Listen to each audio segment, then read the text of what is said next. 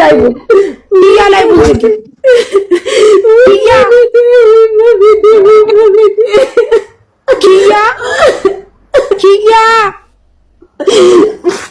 ዝጊ ያለሽ ማጠራስ እንታለ በቃ ዝፈስማ ቆይ ያስወጣችኋል ኪያ አለሽ ኪያ ላይ ዝጊ መሲ በእናትሽ ላይ ዝጊ ነው ታዲያ አሁን ነው የዚች ልጅ ጉዳይ ነው ሌላ አዲስ ነገር ሜሪዬ ልካውላሽ ሁላችንም እኮ ተንገበገብን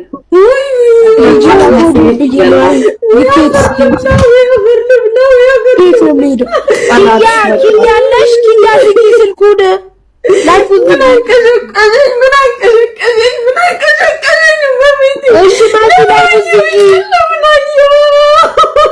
መሲ ላይ ዝጊ በቃ ላይ ሌሎቹን አትረብሻቸው በእናትሽ መሲ ካላስ ከላይ ውጪ መሲ በእናትሽ ተረጋጊ ነግዲ ውጪ በቃ አንቺ ነፍሰ ጡር ነኝ ብለሻል መሲ ዝጊ ላይ ነግዲ ውጪ በእናትሽ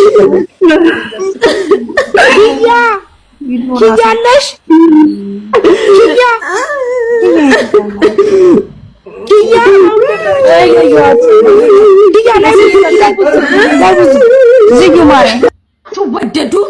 አትወደዱ ይሄው ያለውን ሰማችሁት አይደለ ከባል ከተብየው ጋር ነው መሬት አላት እች ልጅ ለፍታ ሽንት ቤት አጥባ ውክልና ወይንሸት ላንቺ ሰጣሽ ሀቅ አላት አንቺ ጋር ቢያንስ እንኳን ከሀቋ አንስተሽ አስክሬኗን ማስመርመር ፍቃደኛ አይደለሽም ጭንቅላቷ ተቀደደ ሆዷ ተቀደደ ለዚህ ነው ለቤት ኢቭን ለናታችሁ ብላል ወለደች እናታችሁ ላፊ ብር እንዳሰጡ ይሄ ነው አያችሁ አይደል የናት ያባት አስካል ማለት ትንሽ ልጅ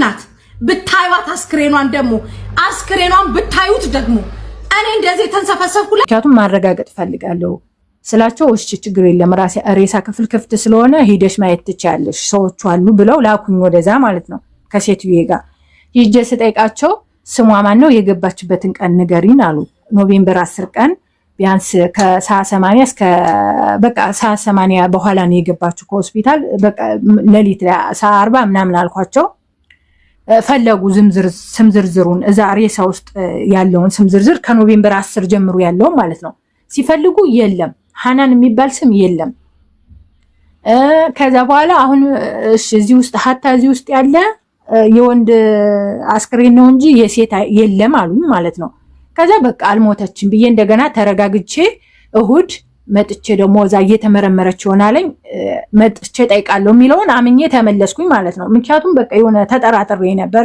ያ ሲጨመርልኝ አልሞተችም ብዬ ተመለስኩኝ ከዛውንም አብሮኝ የሚሄድ ሰው ሳጣ ብር ተከፍሎት የሚፈልግ ልጅ አለ አሉኝ እንደዚህ አይነት ጉዳይ የሚያውቅ አሉኝ እሺ ብዬ ያውም 2000 ብር ነው ያለኝ አረ 2000 አልከፍልም ምክንያቱም ሬሳ ክፍል ይጃይቻ የለም ብለውኛል ስለዚህ በየሆስፒታሉ ነው የምትፈልግልኝ ብዬ በ1000 ብር ተስማማው ማለት ነው ምክንያቱም እኔ ጋር አብሮኝ የሚሄድ እኔም ያን ያህል አረብኛ ስለማልፋህም ብዬሻለሁ ከዛ እሱ ልጅ ነገርኩት ያለኝን መረጃዋን ፎቶዋን ምናምን ስሟን የገባችበትን ሞተችበት የተባለውን ሆስፒታል ጽፌ እንዳለ ላኩለት በዋትስአፕ ከዛ ከላኩለት በኋላ እሁድን ስፈልጉ አልኩኝ ከዛ በኋላ ሰኞ እንዴት ሆንክ ምናምን ስለው ትናንት ስፈልጉ ያለው አሁን ዛሬ ነው ምናምን እና ነግርሻለሁ አለኝ እሺ ብዬ ከዛ ብቻ ወደ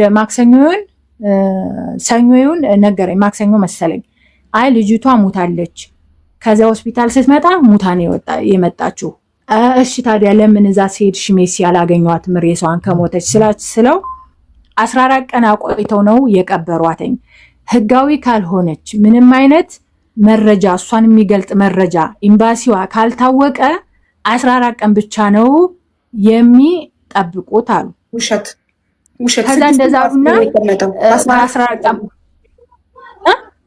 ውሸት ነው በ14 ቀን አይቀብሩም ዋሽቶሻል ልጁ 1000 ብሩን የበላው ዝም ብሎ ነው ዋሽቶሻል እንጂ በ14 ቀን አይቀበርም 60 ቀን ነው 6 ወር ነው የሚቀመጠው ለምን እኔ ብር የሰበሰብኩት የሞተችበት ብር የሰበሰብኩለት ልጅ አለ 6 ወር ነው 6 ወር አስቀምጦ ነው የሳውዲ መንግስትን ከ6 ወር በኋላ አስክሬን መጠየቃችን በ14 ቀን ግን የሳውዲ መንግስት መጠየቅ ትችያለሽ ህጉ ላይ አለ 6 ወር አሁን ይቀመጣል ፈላጊ ጠያቂ እስኪመጣ 6 ወር እና እኔ ለዛ ነው በጣም ግራ ስለገባኝ ይሄ ነገር ሰው ብሎ 1000 ሪያሉን የበላው አልፈለጋትም ይሄ ሰው ገና መቼ ከፖሊሶችም ጋር ሄጃለሁ እኮ ከሱ ጋር ይዞኝ ወደ ፖሊስ ጣቢያ ነው። 14 ቀን ጠብቀው ቀበሯት አለሽ። እሺ ጨርሽ። አዎ 14 ቀን ጠብቀን ቀብረናታል ብለው አለኝ እና ወደ ፖሊስ ጣቢያ ሄዳችሁ ጠይቁ አሉኝ ብሎኝ ነገ ነይና ፖሊስ ጣቢያ ይዤሽ ሄዳለሁ አለኝ።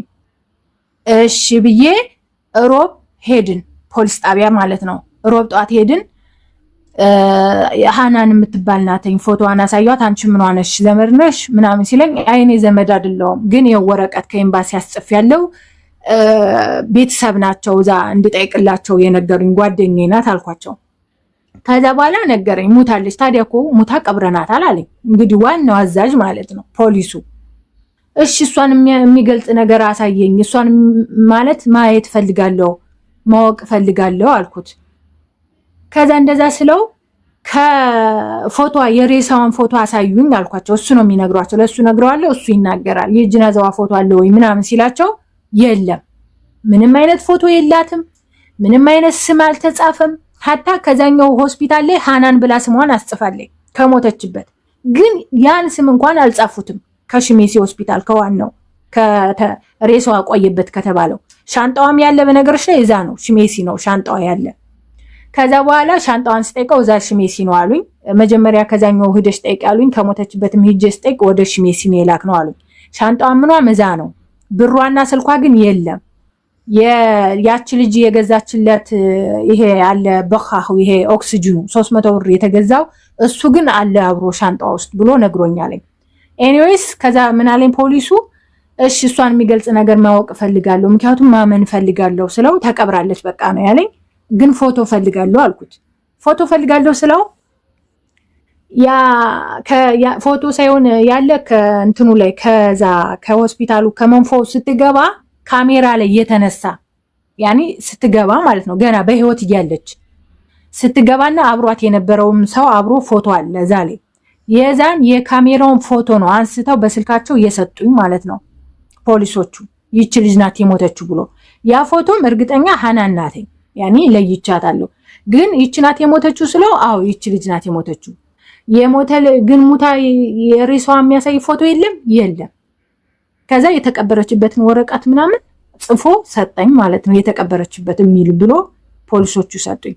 ሌላ ወረቀትም ሰጥተውታል። ግን ያን ሌላ ወረቀት ያኛው ልጅ ነው ወደ ኤምባሲ አስገባለሁ ብሎ ይዞ የሄደ ማለት ነው። አስገባለሁ እያለ ይዞ ሲሄድ ነግሮኛል። እና በቃ እንደዚህ ነው። ፖሊስ ጣቢያ አብራችሁ ለቤተሰብ ያንን ወረቀት እኮ ማድረስ አንቺ አለብሽ። እንዴት ለማንም ዝም ብለሽ ተሰጫሽ? ወረቀቱን እኮ እንፈልጓለን። ያውን እነዚህን ወረቀቶች እንዳለ አዎ እንትን ሁለት ነው ምናምን። አንደኛው ለኔ ሰጠኝ የተቀበረችበትን፣ ይሄ ላንቺ ይሁን ይሄ ደግሞ ወደዛ ይገባል ብሎ ለኔም ሰጥቶኛል ወረቀት እድሽ ላይ አለ። አዎ የተቀበረችበትና ወረቀት ይዤ መጥቻለሁ ፖሊሶቹ የሰጡኝ ማለት ነው። በጣም ጥሩ። ምክንያቱም እንደዚህ ማድረግ እንግዲህ የውስጥ እቃዋን ሊወስዱ ፈልገው ሬሳዋን እንደፈለጉ ኩላሊቷን ምኗን አውጥተው ባዶ ቀፉ ቀብረው ሊሆን ይችላል። ግን አይቻልም። በሳውዲ ሕግ 6 ወር ነው አንድ አስክሬን የሚቀመጠው።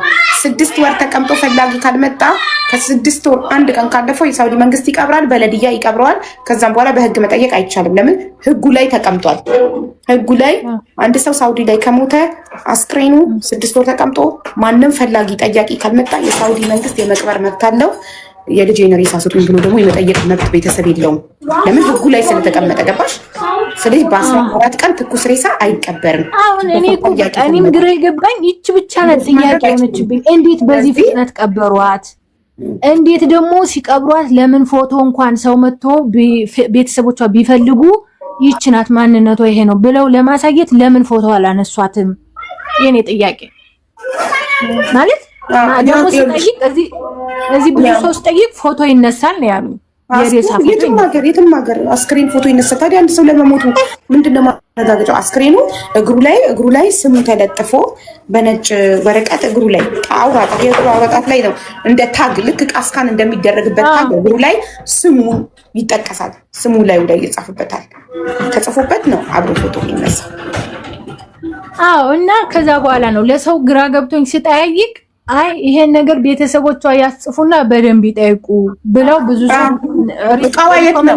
ሽሜሲ ፖሊስ ጣቢያ ነው ያልሽው? እቃዋ የት ነው? ሆስፒታል ነው? ሽሜሲ ሆስፒታል ወይስ ፖሊስ ጣቢያ? እቃዋ ፖርሷ ያለው ሽሜሲ ነው። ማለት ሰውየው ስልፋ ነበር። አዎ ላ ሽሜሲ ይሄ ሆስፒታሉ ነው ሽሜሲ ማለት ፖሊስ ጣቢያ ሳይሆን ፖሊሶችንም ጠየኳቸው። እነሱ ታዲያ ለምን አልሰጡሽም? እቃዋን ለማን ነው የምንሰጠው አሉ። እኔ ጠየኳቸው ሄድኩና ማለት ነው ሻንጣዋና ከሻንጣው ውስጥ ስልክ አለ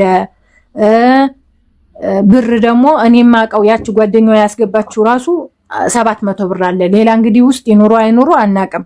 ያኒ ያቺ ልጅቶ እኔ ፖርሷን ውስጡን አላየውም። ግን እኔ የኦክሲጅን 300 ብር ገዝቼ 700 ብር ደግሞ መልሱን አስገብቼላታለሁ ስልኳም አለ ብላ ነገረችኝ። ደግሞ በጣም ግራም ያጋባው ምን እንደው ታውቂያለሽ ሃኒ የዛኔ ኖቬምበር 10 ስትሞት ስልኳ ይጣራ ነበር።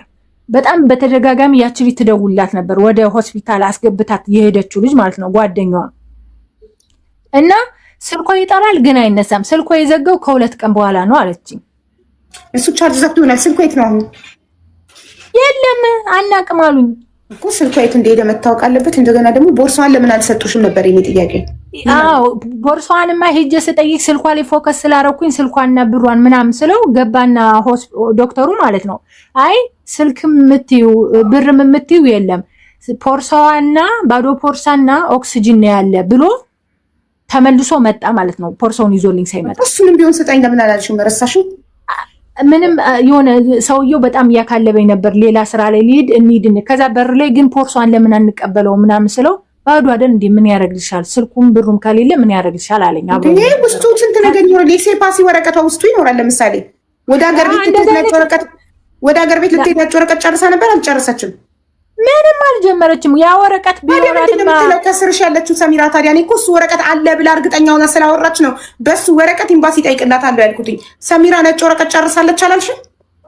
አዎ ለጓደኛዋ ዱባይ ላለችው ወረቀቴን ጨርሻለሁኝ በ27 ወደ ሀገሬ እገባለሁ ነው ያለች።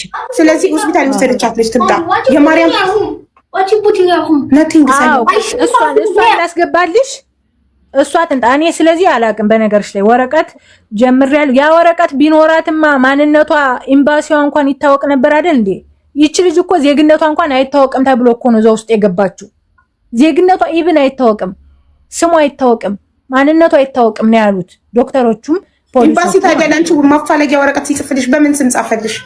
እኔ ነኝ ጓደኛዋ አይደለሁ እኔ አውቃታለሁ። ሃናን አለባቸው ስሟን እድሜዋን ከቤተሰብ ጠየኩ። እድሜዋን በትክክል ስለማላውቀው ስሟን ግን ሃናን አለባቸው ጓደኛዬ ናት። የ7 ዓመት እንዴት አላውቀውም ብዬ እሱን አስጨፌ ነው የገባሁት እንጂ ሀታ ፓስፖርት ካላት ወይ የሆነ ነገር ቢለው ጠየቁኝ ማለት ነው። ካለዛ ዝም ብለን አንጽፍልሽም አሉኝ ኤምባሲዎች። ከዛ በኋላ ለመንኳቸው 3 ሰው መታወቂያ ይዘሽ ነው ይሻሉኝ ወይ ፓስፖርቷ ወይ እሷን የሚገልጽ ነገር ከሌለ የ3 ሰው የምስክር የኢቃማ ቁጥር ይዘሽ ነው ኢቃማ አለኝ። 3 ሰው ፈልጊና አለኝ። ከዛ በኋላ 3 ሰው ሳጣ የኔንና የሌላ ሰው አርጌ የ2 ሰው አርጌ እባክህ ተባበረኝ ምክንያቱም የለም ሌላ ማቀው ሰው እዚህ ላይ አልኩት። ተባበረኝ በሁለቱ ጽፎ ያን ሰጠኝ ማለት ነው እንጂ እሱ ራሱ ጠይቆኝ ነበር ወይ የፓስፖርት ወይ የሆነ ነገር ብቻ ብሎ ጠየቀኝ ማለት ነው። ማለት አሻራ እኮ ይነሳል እኮ እጇ አሻራ ሲነሳ ሳውዲ ገባ። በባህር ካልገባች በፕሌን በባህር አልገባችም። በባህር በጠለብ የገባችው በጠለብ ነው። በጠለብ ከገባች እኮ እጇ አሻራ ሲነሳ ከሞቱ በኋላ ይሰራል እንዴ አሻራ? ኦፍ ኮርስ እንዴት አይሰራም? ቶሎ ትኩስ እያለ ሪሰው ሳይበርድ አሻራ ይነሳል እኮ እጇ። እና ታዲያ ለምን ማንነቷን አናቅም ምናምን ብለው እኮ ነው አሻራ ሲነሳ በፕሌን ከገባች አሻራዋ ይወጣል። በባህር ከገባች ግን አሻራ የላትም። በፕሌን እሷ ደግሞ ስትገባ በባህር ነው ሄደችው ነው ያለችው። የዛሬ ዓመት ባህር ነበር። ግራ ገባኝ። ሁለታችሁ የተለያየ ነገር ነው የምታወሩት። ሰሚራ በባህር ነው ብላለች የገባችው። እኔ አላውቅም። እኔ በባህር ነው የገባችው ብለውኝ ነው። በባህር መግባቷን ነግረውኝ ነው። በባህር መግባቷን ማን ከሞተች በኋላ ሰፈር ያሉ ሰዎች ናቸው